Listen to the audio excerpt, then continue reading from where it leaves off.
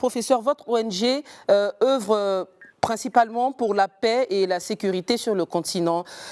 Dites-nous, il y a certains pays en Afrique qui, malheureusement, je ne sais pas si je dois dire, sont victimes d'une paix précaire, qui ont des problèmes de sécurité très aggravés. Comment est-ce que ces problèmes de sécurité aggravent l'indépendance financière des femmes sur le continent?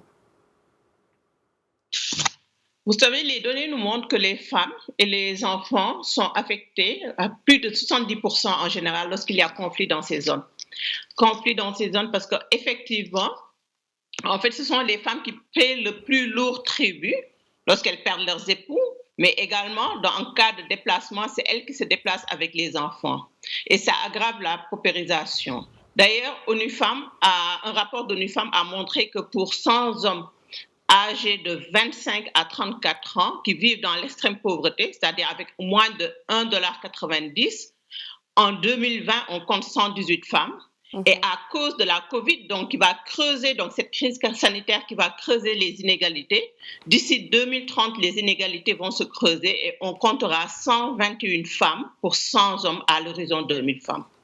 Donc, c'est une situation donc, qui affecte plus les enfants, donc cette COVID, mais surtout, cette COVID dans les zones de conflit va également creuser davantage, parce que là, c'était des statistiques avant la COVID, alors que les femmes doivent et peuvent être utilisées dans la pacification des conflits et la consolidation de la paix, par exemple.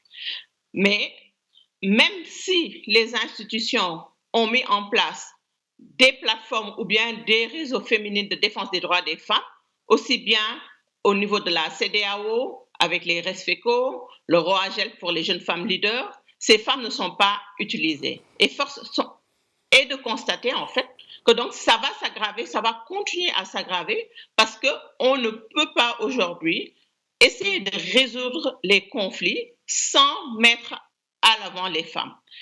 Les publications des Nations Unies ont montré que lorsque les femmes ont participé à des négociations ou bien ont été signataires de grands processus de paix, ces processus ont eu des résultats probants.